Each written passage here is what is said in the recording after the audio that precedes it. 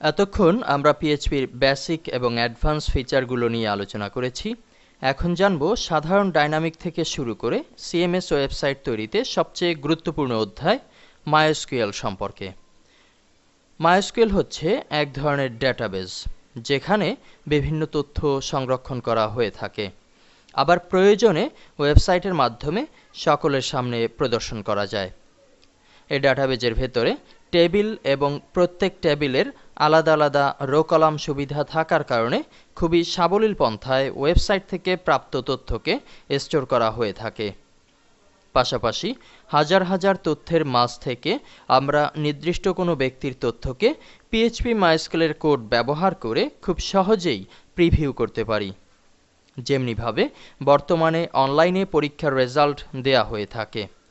লক্ষ লক্ষ ছাত্রদের রেজাল্ট থেকে যার রোল নম্বর কল করা হবে শুধুমাত্র তার রেজাল্ট স্বল্প সময়ে প্রদর্শিত হয়।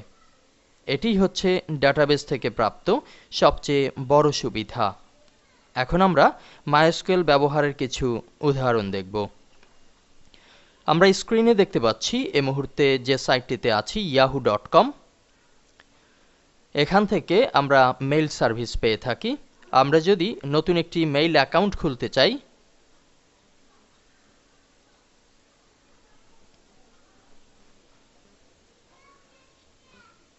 তাহলে আমরা ক্রিয়েট নিউ অ্যাকাউন্ট বাটনে ক্লিকের সাথে সাথে একটি ফর্ম পাব, যেখানে আমার ডেটাগুলোকে ইনপুট করব।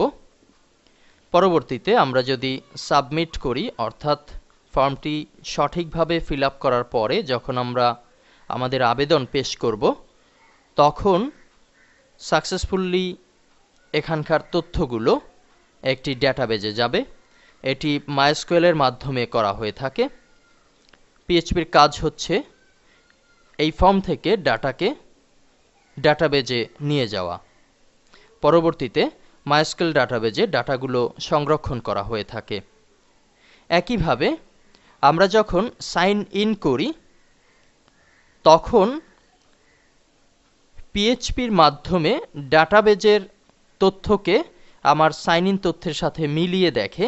যদি দেখা যায় যে আমার সাইন ইন তথ্যতে যেখানে ইয়াহু আইডি পাসওয়ার্ড দেয়া হয়েছে, সেই তথ্যগুলো যদি সঠিকভাবে ডাটাবেজে পাওয়া যায়, খুঁজে পাওয়া যায়, তাহলে সাইন ইন করার সুবিধা প্রদান করে থাকে। আমরা যদি মাইএসকিউএল থেকে প্রিভিউ দেখতে চাই, তাহলে আমরা দেখতে পারি গুগল প্লাসে আমরা প্রোফাইল বিল্ড আপের জন্য কিছু ডাটা ইনক্লুড করেছি। এখানে ইন্ট্রোডাকশন, অকুপেশন, এমপ্লয়মেন্ট, এডুকেশন ইত্যাদি বিষয় সম্পর্কে তথ্য অলরেডি ইনপুট করেছি এডিট প্রোফাইলের মাধ্যমে। আর এখন একজন ভিজিটর হিসেবে যখন আমি কারো প্রোফাইল দেখছি, তখন কিন্তু মাইএসকিউএলের ডাটাবেস থেকে ওয়েবসাইট আমার সামনে তথ্যগুলোকে হাজির করছে। এখন আমরা জানব স্ট্যাটিক এবং ডাইনামিক কিংবা সিএমএস ওয়েবসাইটের যে ব্যবধান। নর্মালি ডাইনামিক ওয়েবসাইট মাইএসকিউএল ছাড়াও তৈরি হতে পারে, কিন্তু যখনই আমরা সিএমএস ওয়েবসাইট কিংবা ডাটাবেজ ব্যবহার করে ওয়েবসাইট তৈরি করব, সেটি কিন্তু আরও অনেক অ্যাডভান্স লেভেলের ওয়েবসাইট হিসেবে প্রতিষ্ঠিত হবে। আমরা এখন আছি newsupdates24.com। এখানে আমরা যত ডাটা দেখতে পাচ্ছি তার ম্যাক্সিমাম ডাটা আসছে মাইএসকিউএল ডাটাবেস থেকে। এখানে আমরা প্রত্যেকটি আর্টিকেলের জন্য টাইটেল দেখতে পাচ্ছি, ডেসক্রিপশন দেখতে পাচ্ছি, কিংবা পাশে বিভিন্ন রকম ফিচার দেখতে পাচ্ছি। এর প্রত্যেকটি বিষয় কিন্তু আসে মাইএসকিউএল ডাটাবেস থেকে, অর্থাৎ এটি একটি CMS website, content management system.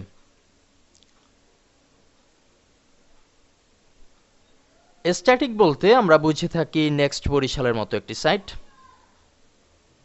এটি অনেকটাই স্ট্যাটিক পদ্ধতিতে তৈরি করা হয়েছে, অর্থাৎ আমরা HTML কিংবা পিএইচপির পাতায় যে লেখাগুলো লিখে দিয়েছি শুধুমাত্র সেগুলোই আমাদের সামনে প্রিভিউ হচ্ছে। যদিও এখানে ডাইনামিক কিছু ফিচার আমরা ব্যবহার করেছি। এখন সামনের লেসন থেকে আমরা MySQL এর ধারাবাহিক বর্ণনা দেখতে থাকব এবং আশা করছি এগুলো দেখার পরে অবশ্যই আপনারা PHP MySQL এর যে রিলেশন, যে সম্পর্ক, সেটি উপলব্ধি করতে পারবেন।